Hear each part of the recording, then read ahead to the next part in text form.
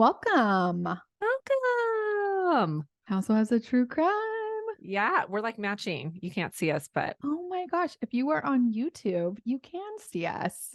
And we are matching. Look at tank tops, blonde hair, black. I mean, we're back to 21. So anywho, I am so happy to see you. Hopefully I get to see you in person because I am going to Palm Springs tomorrow and Gretchen's going today. However, it was just ironic that we were both going at the same time. So she kind of hinted to maybe me. you use that ironic word Wrong? incorrectly sometimes. Yeah, I think it's so. not ironic. It's coincidental. Coincidental, right? Yeah. My brother-in-law tells me that too, and then I want to tell him to fuck off. I see the irony in it, but okay, I'm sorry. You can tell me to fuck off. I'm just kidding. No, I get hate those. you. I do hate those word correctors. I know. It's I'm okay. just doing it for the people. I get it. They're probably saying the same that thing. We're thinking like, it. Yeah. Okay. Anyways, I did have a funny story to tell you that I said that I was going to say on Patreon. And it's really kind of just cute. But anyways, when I was in Japan, I didn't want to carry a purse around. So I was like all those cool moms around and had a crossbody bag, like the Lululemon looks like a fanny pack, but you kind of wear it sideways. You got one because you're one of those cool moms with the Stanley and the crossbody. Yeah. So it really is convenient when you are traveling. It really is. Like, like when you're in, because you can access it easily. You can throw it kind of around your back. I mean, when you're at amusement parks, etc., very convenient. Very convenient. So I had that. Well, Colton comes up to me and he goes, "Hey mom, you have your strap-on on." I was like, excuse me? And he's like, "Yeah, you got your strap-on on." And I'm like, where in the hell did he hear that word? First of all, right? I'm like, oh, and I kind of just, he's 9 years old. So I was like, you mean this purse thing? And he's like, yeah, you got it on. And he just thinks it's the funniest thing that he keeps saying it, right? And I'm like, hey, buddy, where did you hear that word? And he's like, 80 for Brady. What's 80 for Brady? It's a movie that he watched on the way to Japan. And it is about Tom Brady. And it's all these like 80-year-old women that want to go to the Super Bowl to see Tom Brady. It's actually, I watched it. It is. And they talk about strap-ons. Super funny movie. So this woman keeps the tickets to the Super Bowl in her fanny pack. And one of the women jokes around and is like, "Oh, you got your strap-on on." And so that is where he got it. He doesn't know the joke, right? He just knows that they think it's funny. So he thinks it's funny. But yeah, I was like, okay. I was like, maybe just don't say that in public. Or do. I don't know. Add a little levity. Listen, I didn't crowd reader, I didn't, I just laughed it off, but I did not tell him that it was not appropriate to be talking about strap-ons because maybe it is. I don't know. Maybe it Anyways, is. That's I my think funny when story. children say fun things like that, you look around and you see if those other people have like a little bit of the giggles. Yeah. And if they're real uptight, then maybe they need a strap on up their butt and you don't need to be friends with them anymore. That's true. So I say continue on. But I think if you have not seen that movie, it is one to watch. It is very cute and lighthearted, and it is real funny. And Tom Brady's in it. Oh, my fave. Okay. I recently had some fun. Oh. I went to a concert in the park. Okay. Yes, you're into those right now. Yeah, it is the season. Is concert in the park. I didn't used to have like friends here. So I wasn't like that into it, Yeah. And so, but now I do. Very popular.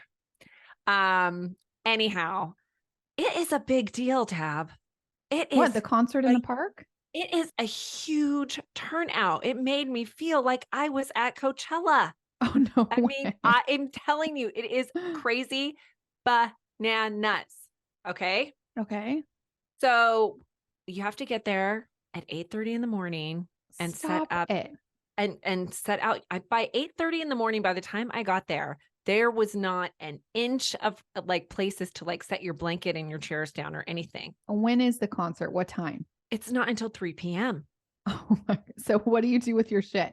Do you like leave or you come back or what? I got roped into bringing my Easy Up. Now that we achieved a new level of grown-upness, because in my whole married life, we are fans of the Easy Ups, but we always borrow them from people. Mm-hmm. So we never bought our own. You know what? You should have one that say Housewives of True Crime on it. Oh, okay. Yeah. I'll we have one from Costco. It's Coleman's. You know, we used it this weekend at the beach and I'm very excited about it. Like, we own our own. Yes. Sign me up. Do that. So these ladies are like, okay, we're going to go. And they're not mentioning anything about their husbands helping. And, you know, this is my first go around. So I'm like, I usually make Jeremiah do all that stuff for me. Yeah. Okay. And so I just was like, well, I guess if you guys know how to do it, you can just help me do it. But I was not excited.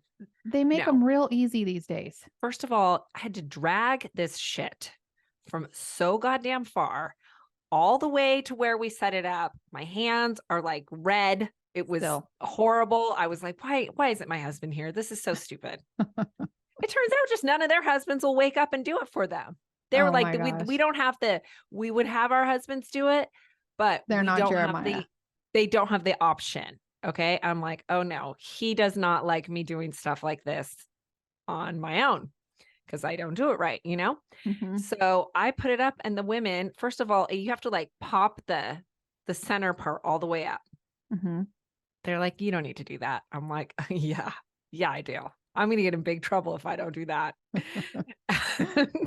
So I made them, you know, lower it down so we could get that thing properly adjusted. And then they're like, you're not going to stake it, right?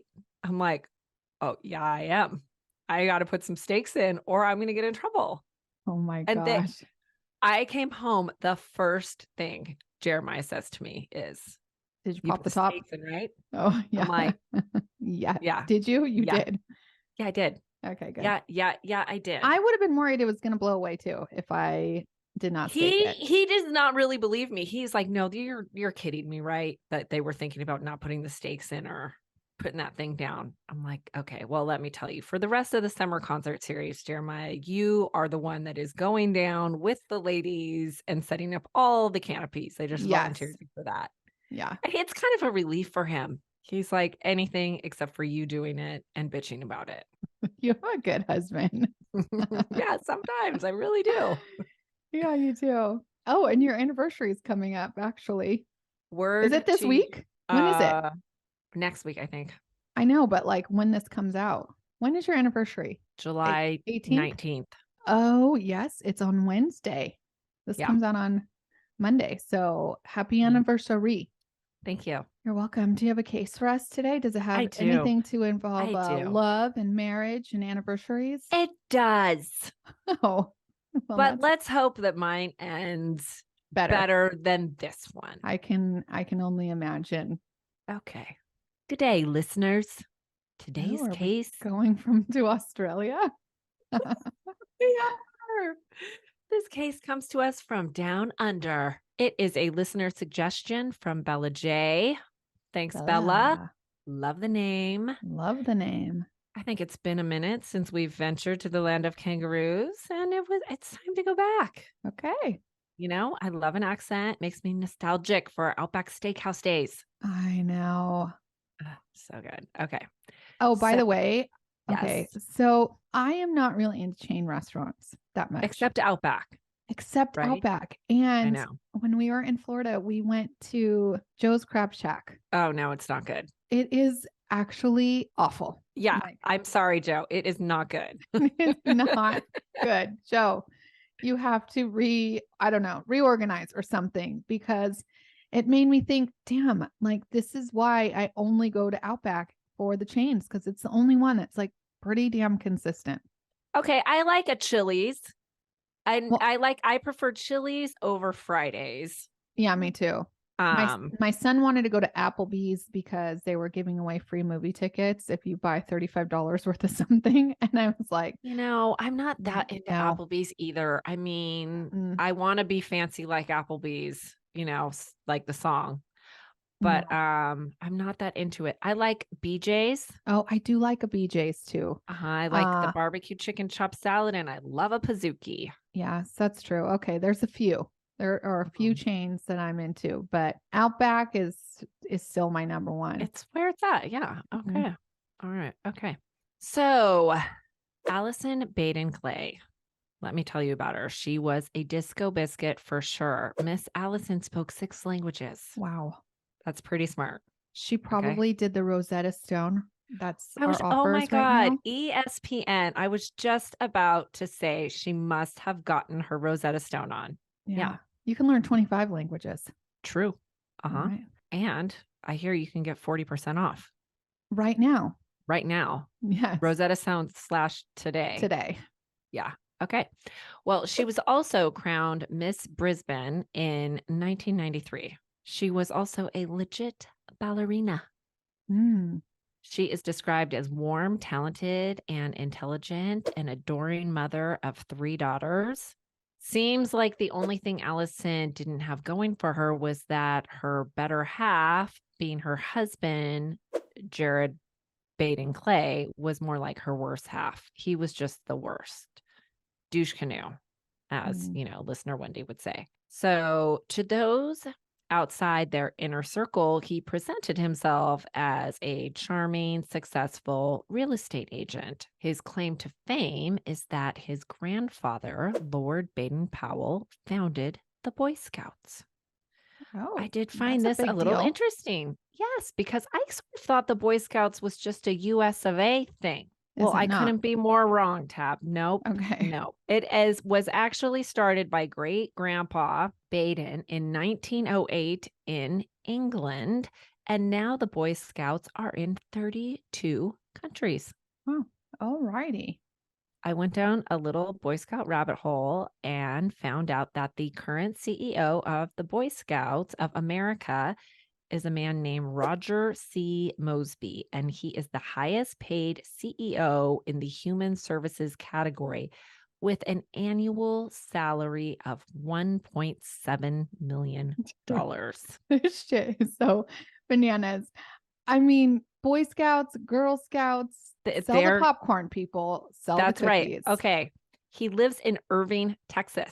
Oh my God. Which I just feel like we talk about a lot. Yeah. I can't really talk that much shit. He's going to come after me, dude. Right. Oh, I actually went to the headquarters there because my son that's why I'm sure that's why he lives there. Yes. Because I did the Boy Scouts for a hot minute and with my son, and I had to buy all the shit. And I did see that the headquarters is there, and he must live in a fancy house. Well, yeah. Also, I read that the Boy Scouts of America have over $1 billion in assets, but their financials are pretty messy. They filed for bankruptcy in 2020, and they claimed around $500 million in liabilities to sexual assault victims, which we're not going to get into. But I mean, I just was very curious after learning how big the Boy Scouts were. The Girl Scouts, you mean, or the Boy Scouts? No, the Boy Scouts. Yeah. Oh. If Jared got any of that, big Boy Scout money at any point. Did he? No, I don't think he did. Yeah. I mean, he had his own personal messy financial issues, which I'll explain later. But I think that the only thing he did was throw around the name Lord Baden-Powell, and he got to go like hang out at their little camps. Mm-hmm. I mean, I think actually they're pretty cool, but yeah, I guess that's about it. Right. Okay, so back to Jared. He met Allison when they were both working at a travel agency company in 2000. It was like a big one. Allison was very successful there and climbed the ranks. Jared, on the other hand, was terminated after 5 months of employment. He doesn't have a stellar employment history. Sounds like he doesn't play well with others. From what I gather, he's charming initially, but, not everyone's buying it. And if he senses that he's rubbed you the wrong way, you can feel it. Was he ever in the Boy Scouts? Like, it does not sound like a Boy Scout. It doesn't sound like a Boy Scout, right? No. Yeah, no, I think I do believe he was. Okay. Yeah. I've known a few people like this where it's like all smiles, Mhm. but sometimes you just like sense there's something The boiling underneath the deeper, surface. yeah. Yeah. And you're like, when they catch you, catching on to them, Oh yeah, they you're cut. shoot you daggers. Yeah, you're Mhm. cut. Yeah.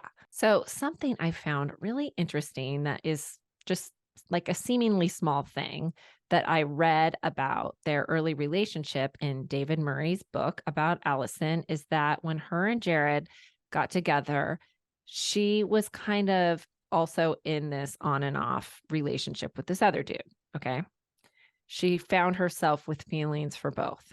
She ended up on a trip with Jared, and she thought it was so lovely that when she had left her clothes out on the bed sloppily to take a shower, he had taken it upon himself to neatly hang them up. I think I would love that too. Mhm. Fred is never going to do that for me, ever. Right. Well, then she ended up on a trip with this other dude. And so she decided to test him. She left her clothes out sloppily and stepped out of the shower, and they were still there. So she confided to friends that that's when she made up her mind that Jared was the one for her. And I get it. Tidy is nice, but on the flip side of that is that Jared's need to keep it neat is also probably indicative of future controlling behaviors. But in the beginning, he was like this classic love bomber. It's easy to get fooled by all that stuff. He did stuff like arrange to have her favorite magazines waiting for her in the hotel room. Gosh, sounds real nice. All that stuff is nice, but it's also a little extra. It's a Yeah. little dirty John with the smoothies. If you haven't, gone down that rabbit hole, watch the series or listen to the podcast, you should. I mean, I think the lesson is when they exhibit extra behavior, just examine that a little bit Yeah. before you catch too many feelings. Because sometimes the extra is everywhere, right? It's not just like in the Sometimes love it's like department. it's to cover something up. Yeah. Yeah, distract you.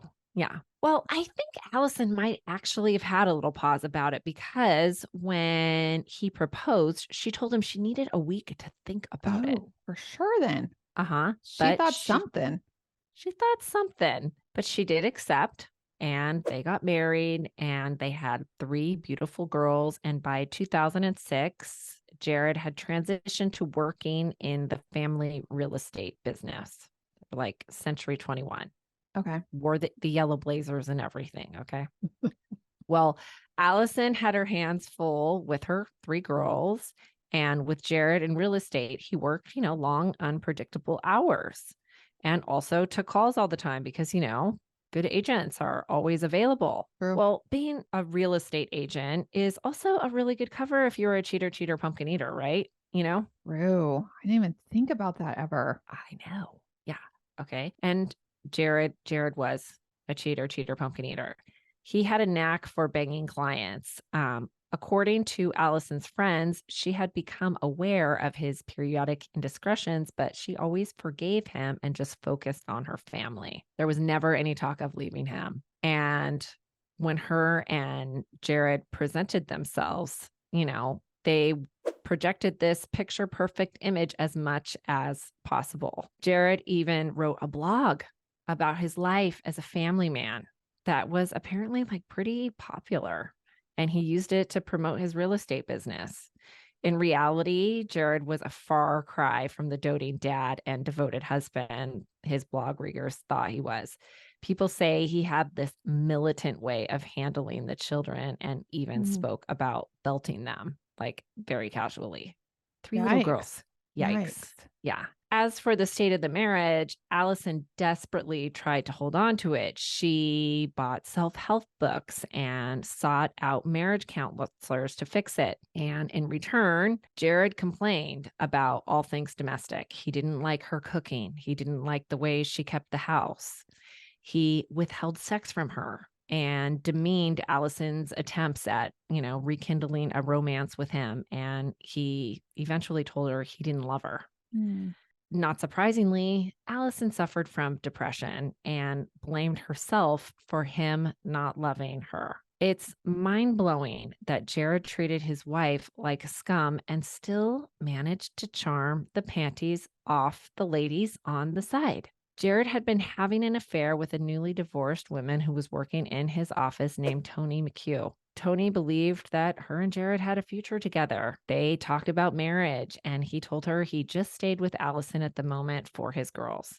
She thought her and Jared were really in love, but in reality, he was cheating on her too. So Jared is not just, shady with his wife. He's shady with his side piece. Mm-hmm. And his full of shitness does not quit. Turns out he's that way in business too. He was over $1 million in debt, and not just to like Amex. He owed like plenty of creditors, but he also owed his parents around $60,000, his friends Oh $90,000, my his gosh, real he's estate borrowing money partners from friends. $300,000. I know. Okay. It seems that he just wasn't really that good at closing the deals. He's real arrogant about it, and it wasn't working for him. It was a real turnoff to everyone around him, except for this side piece, Toni. The affair with her went on for 4 years and was the worst kept secret around the office. And from there, the affair gossip had spread around to the children's school and gotten back to Allison through a friend. And it's one thing to know your husband is cheating on you, but to hear that everybody at your kid's school, can you imagine? Embarrassing. Humiliating. Yeah. So she was devastated by this. She had really had enough. And so she told, Jared, he had to end it. She did not tell him to kick rocks, but she did stand up to him, and he did end it. And he also fired Toni from the office. But then 2 months later, according to Toni, they started back up again. Yeah, it's a 4-year affair. It's not like a 4-week affair. So, she says she couldn't help it. She was just in love with him. And one evening when she was speaking with him on the phone, he informed her that the following day she would likely run into Allison at a conference they were both planning on attending. She was like, seriously? When is this going to end? And she asked him to end his marriage like he had been promising for years now, so they could live the dream life they had dreamt of for the past 4 years since they started banging. Mm-hmm. She says it wasn't an ultimatum. It was just like all her frustrations came out. Well, the following morning, April 20th, 2012 at 7:15 a.m., Jared called 000. That's like their 911. Yes, it's like their 911. It's even easier. It is easier. Yeah. And very, collected. He said, "Good morning. My wife is missing and I don't know where she is." Officers were dispatched to the house to speak with him. When they arrived and spoke with Jared, they were immediately alarmed by the 2 scratches on his face. He told them that he had cut himself shaving. The scratches are obviously fingernails. Obviously, they're like the same width of fingernails. They're all, yeah. Not like a nick from a shave. No, they don't look like a shaving cut at all. Yeah. Officers also noted that for being so early in the morning, the home of 3 young children was unusually clean and tidy. Everybody knows. You live in a house with little kids, there's shit everywhere in the morning. Except if you're my friend Sally. I don't know how she does it, but seriously, girlfriend, every time I walk in, it's spotless. I'm like, not like mine. No, not like mine either. So Jared told him that when he woke up that morning, Allison was gone, and he had tried to reach her by phone and she wasn't answering. And today she was supposed to attend a conference and leave the house at 7 a.m. And this is the conference she was supposed to see the mistress at. Yeah. Yep. He also said that he didn't want to be an alarmist, but he was concerned. Police began their investigation and took Allison's missing persons case seriously. They don't always do that, but they did. They asked Jared to go to the station and get further examined for marks on his body. That's where they found an unusual mark on his chest. It's very red. It looks like Looks like poison oak or something to me, or maybe a punch. I don't know. It just is like all the blood is like on the surface. It could be like scratchy or like a bruise that hasn't completely developed. I don't know. But Jared said that it was a reaction to a caterpillar bite. I've never even heard of I a don't caterpillar know. biting. I mean, they have all kinds of funky bugs. Yes. I know. Yes. Okay. I think there's some other things you could say, but a caterpillar on your chest. I mean, I know. I feel like maybe he was channeling some like Boy Scout knowledge or something. Because who says a caterpillar bite, right? I don't know. Okay. Well, the police called bullshit on that explanation and asked him to come back for another examination on his body the next day and also submit some DNA. Well, on the way there, he got in a little fender bender, which it's speculated that he had possibly caused his car crash in an attempt to disguise the injuries he had on himself. Yeah, that were probably yet to show up, you know? Yeah. Well, when Allison's friends and family learned that she was missing, they went into action. They set up search parties, and her parents gave heartbreaking, tearful pleas in the media. Meanwhile, Jared moved out of his home with his girls to his parents' house and stayed hidden. He did not help look for his wife. Asshole.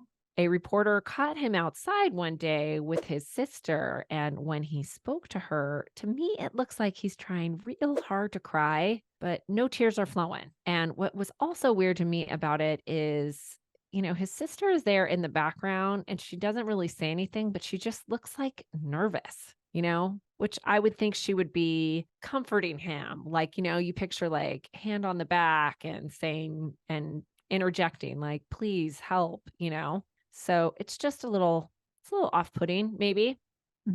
So Allison's story grew because she's this beautiful mother of 3, former Miss Brisbane and beloved in her community, and hundreds of people were looking for her. And soon the whole country was invested in her safe return. Allison was like the Australian Lacey Peterson or Gabby Petito. People just connected with the story. And they also focused on the fact that the husband was not at the forefront of the search party like you would imagine. Sadly, that's big red flags. Yeah, it's big to red everybody. Flags. Yeah. So sadly, 11 days after she was reported missing, a kayaker found her body in Colo Creek, which flows into the Brisbane River. The location was about 9 miles from her home. It was devastating for her, friends, family, community, and everyone that had been holding out hope that she would return home to her girls. Yeah. The media got a hold of information that Jared had been having a not so secretive affair with a woman named Toni McHugh. Additionally, they learned Jared was in some financial hot water, and he had recently upped the life insurance policy he had on Allison. And he filed the claim the very day her body was discovered. I mean, really? Yeah, really. He was waiting. Really? He's like, got it. He's waiting. Oh, thank God they found her. Yeah. Okay. So it's not, it's not looking good for him. Right. So investigators they need more evidence than that before an arrest could be made. So Jared went about, daily life while they tried to determine Allison's cause of death. Eventually, they announced it was homicide, but because of the level of decay, like she was like kind of like half in the water for 10 days. Yeah. They couldn't determine how, but there was no evidence that she died of natural causes. So I guess that's how they can rule it homicide. Okay. They were able to gather some compelling evidence to make a case against Jared, and it included enlisting the help of a botanist. That's a plant man, if you don't know. Allison had various leaves and debris on her and mangled in her hair. And this guy was able to determine that 2 of the plant species found on her were found in Colo Creek. But of the 6 total species of plants found on her, all 6 could be found in her own backyard. So clearly, Dude, did he She was get killed poison there oak? and dumped. Did he have poison oak on his Maybe chest? it was poison oak. Maybe that's, I hadn't thought about that, but maybe that was it. Yeah. Although, why wouldn't you just say I got poison oak? I don't know. I don't know, right? And it's not very good Boy Scouting, Right. right? Okay. Although I still am always like, whenever we're like on a hike or something, natural, I'm like, is that it? Is that it? Like, I can Oh, never remember. Jeremiah's always got like, it's 3 leaves and, I can spot it anywhere, man, because I am so allergic. Oh, okay. Well, good for you. And Not you good can for set up me, but canopies. yes. We should trade places. Okay. Anywho, okay. 6 weeks after she was found, the public was relieved that Jared was arrested for her murder. Now, as you can imagine, things were tense between Allison's family and Jared's, And to make matters worse, before the trial began, they learned that there was an investment property that Allison and her brother had been renting out since 2000. Mhm. Somehow, from behind bars, Jared was able to sell it. And he did that and used the money to pay his mounting legal fees. When he did that, her father was able to gain control of her estate, but it was too late to save that property. He was able to gain control of the estate until a verdict, at least until a verdict was reached, which would prevent Jared from, whatever. Doing that anymore. Yeah. Yeah, other dirty play he was planning. So in June 2014, the trial began. Jared testified, and so did Tony McHugh. It was a big trial. Mm-hmm. The I can prosecution imagine. called lots of character witnesses, and they all said that Jared's, one shitty character. All the plant evidence was presented, as well as Allison's blood was found in the back of her car. No way. She's in on it too? No, not in the back of Allison's car. Oh, okay. Not Tony's Sorry. car. No. Okay. And evidence of the struggle from Jared's injuries, plus his financial motivations, As for his defense, let me tell you, it really made people's blood boil. They read excerpts from Allison's diary that left everyone brokenhearted because she wrote about how lonely she felt. She had been suffering from, depression and seen a psychiatrist who had prescribed her Zoloft. And the defense attempted to show that she had killed herself in the creek after overdosing on Zoloft, despite not being able to prove that with toxicology. With anything. Yeah. Or the fact that that Jared never said she was suicidal to the police in any interviews. Yeah. So basically his defense was the most like egregious case of gaslighting possible. Like he killed her and then attempted to flip the script and blame her for her own death. Thankfully, the jury did not buy it and he was found guilty, but the saga of Jared's fate did not end with the guilty verdict. He appealed, and the following year, his murder conviction was downgraded to manslaughter. Why? I am so confused by this shit. They said there was not enough evidence to prove that he intentionally killed her. Okay, so when that happened, there was a huge outcry after that ruling because it's such a slap in the face to domestic violence victims. And like, you can kill me, but as long as you didn't mean to. Right. It's like, it does not make any sense. Okay. Well, so he just dumped her in the river. I mean, if you didn't mean to kill somebody, wouldn't you just call 000 911? Like, yeah, shit. 000. You're right. Yes. Yeah. Okay. Well, a year later, a higher court in Australia ruled to reinstate the original conviction and sentenced him to 15 years to life. I mean, I like the life part, but the 15, I'm not with. No. That's quick. He could be out, Soon. Yeah. How long in Australia do they have to serve for? Do you know? I mean, I think he has to serve his 15 years. It's not like 80% or 50% like here. I don't know. Somebody from Australia school me. Okay. So hopefully the parole people down under agree with me and go towards, life. Yeah. Okay. After the trial, Tony McHugh did an interview on the Aussie 60 Minutes with, my favorite cut to the chase Aussie investigative reporter, Tara Brown. I love her. Yeah. And I do sympathize with Tony a little bit because this whole thing kind of ruined her life. And there is no evidence that she conspired with Jared to kill Allison. I think he duped her too. Yeah. And she was always truthful about her affair to him, to police from the get-go. But she was having an affair and she knew. Okay, I don't like that, but I mean, people make mistakes. That does not make you a murder conspirator.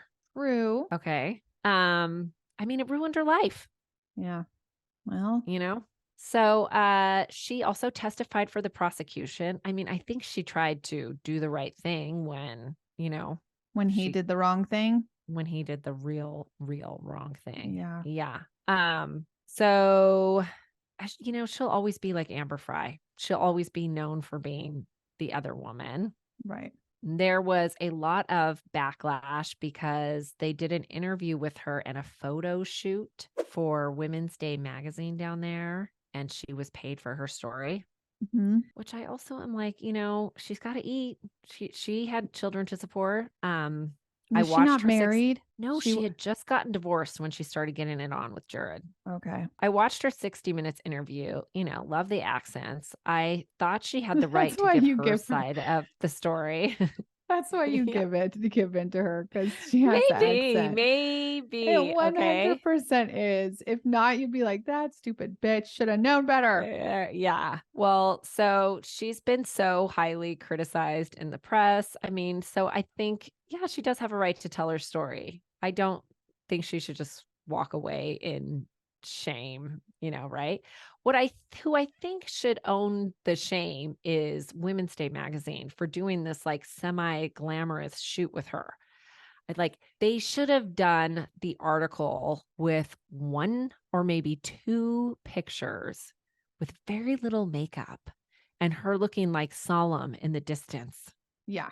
Instead, it's like her sitting down, like smiling, glammed up. Right. It's not good. It's not appropriate. Okay. So the Daily Mail reports that she is now living in the United Arab Emirates. How do you say that? Emirates. It's like Emirates. Okay. Yeah. It's like Dubai adjacent. Yeah. Okay. She's working as a teacher. Okay. In 2000, but I mean, she had to leave the country. I think it's a nice place where she's living now. Okay. In 2017, a court ruled that Allison's daughters would receive the $800,000 payout from her life insurance policy, which their grandparents, who have been raising them since Jared was arrested, put in a trust for them. Okay. So that's a win. They are all thriving, and one just graduated university. Great. I love how they say that over there. I know. There is an active foundation in Allison's honor that helps domestic violence victims and raises awareness. In Australia, the National Domestic Violence Hotline is 1-800-RESPECT. And in the US, it's 1-800-799-SAFE. And those hotlines are not just for victims, but for anyone who wants to learn how to help anyone that they are concerned about, like what questions to ask, signs. Yeah. So use them. Rest in peace, Allison. That's a whop. Yeah, rest in peace. Wow, that is a sad case, man. And these, what happens when these douchebags do this? It's like the kids lose everything. Yes, they certainly lost both parents. But, it's something, what resonated with me about this case is that just so many people did not like him. Her friends never liked him, Yeah. And I don't like a lot of people. Sometimes you think maybe you should listen to your friends. I think sometimes maybe you should listen to your friend. I mean, I don't know. It's so hard, right? Like, how do you say that? But I also get, realtors have got to close a deal. Sometimes they push the limits. Right? It's true. They've always got to hustle. salespeople in So general, which trust me, I was one of them for totally. many years. But yes, like, That you makes know, it difficult to be a friend, right? Because you don't I don't know if know. they're like being genuine or Oh, if they just want to close the deal. yeah, with realtors, sometimes it definitely is like that. You feel that, like, do you want to just sell my house, or are you Oh, really, listen, I have a are we realtor really bros? story. When I first moved to Orange County, I moved to a little community called Ladera Ranch, and we had a realtor neighbor. And he came over, with the baseball schedules and everything, developed a little rapport with the husband. Okay. Well, my husband's company had, what are they called? Season tickets to the Angels games at the time. Yeah. He knew the guy was a baseball fan, was like, have use the tickets. Here you go, whatever. Yeah. And so we were like very friendly. Anywho, put up my place for sale. Didn't use him. Of course, I'm not going to use him because I had a friend that was a realtor. So, and I had always told him, listen, she got us in this place. She's going to get me out of it.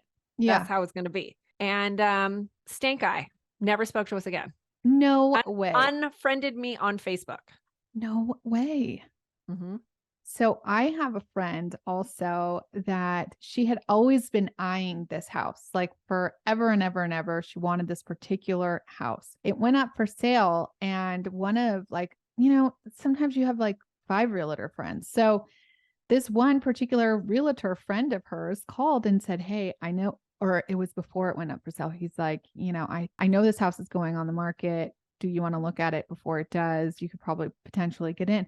So she ends up buying the house with this guy because he brought her the house before it was on the market. And it was like one of those houses in Calabasas that it doesn't come up for sale often, and lots of people want it. So one of her real good friends was realtor, and she like cut her. Like, the realtor girl was like, "Fuck you. I'm not your friend anymore because you went and bought the house from somebody else." And in the back of my mind, I'm like, she doesn't owe you anything. Like, it's her money.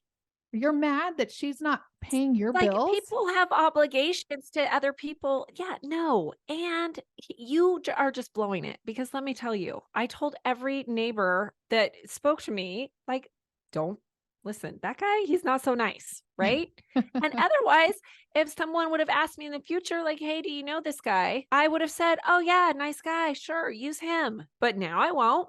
Yeah. No, like, And he's a petty ass bitch. Don't try him. you That's what gave him I say. season tickets and all this stuff. That's I crazy. know. I know.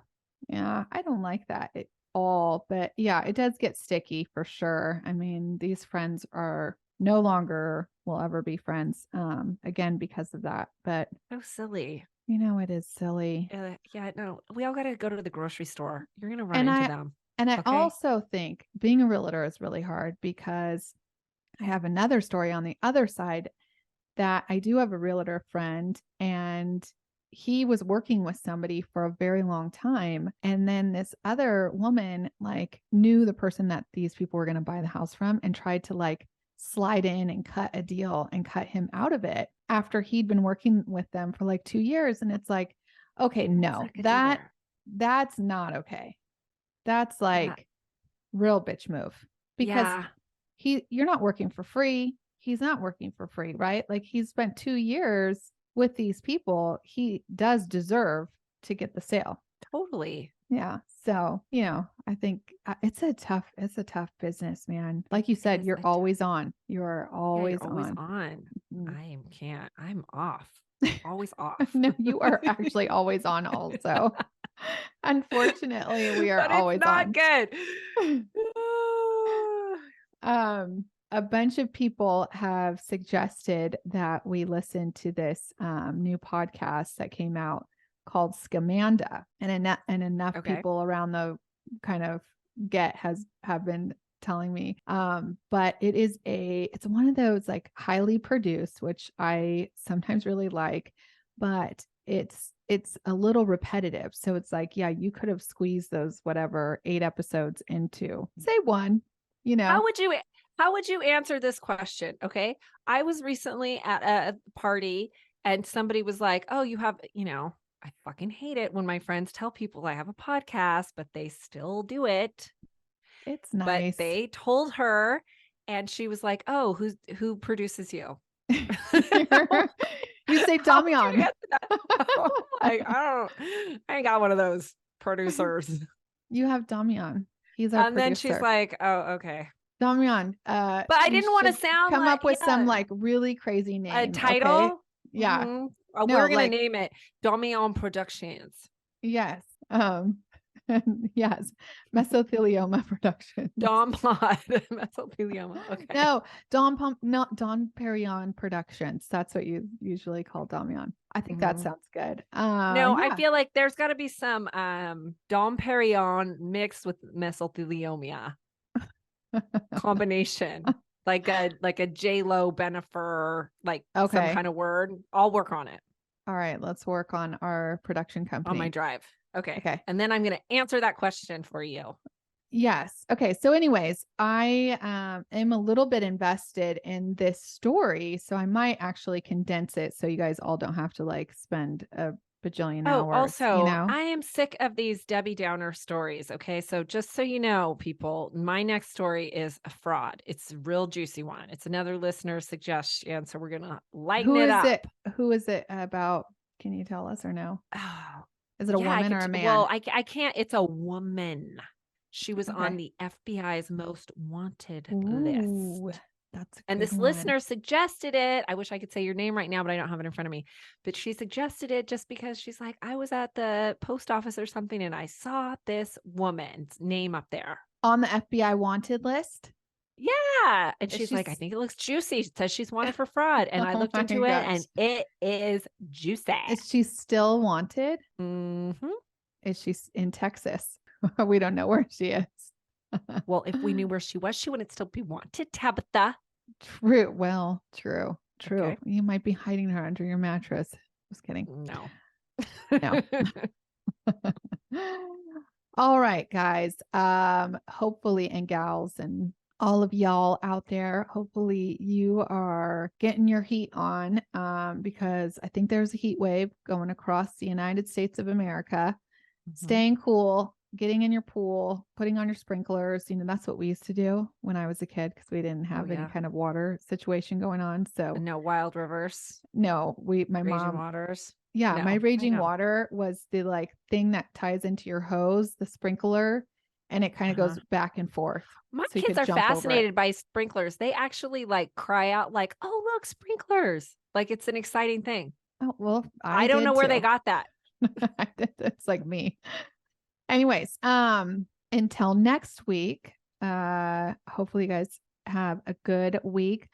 If you want more of us, Gretchen did a bonus crime last week. So you can go onto patreon.com/Housewives of True Crime, or you can just hit the bonus Clink Clink button on Apple if you listen from there and go to last Thursday's episode. It is a good one. And we will have another episode for you on Thursday just about current events. So I think that's all. Oh, there's a new platform we're on. I didn't even tell you about it yet, Gretchen. It's called Threads. Have you heard of Threads? It's the new Twitter. I have now. Oh, I joined. Okay. So if you all are on Threads, follow us on Threads. I will start also posting there because I have so much time on my hands. Clink, clink. Clink, clink.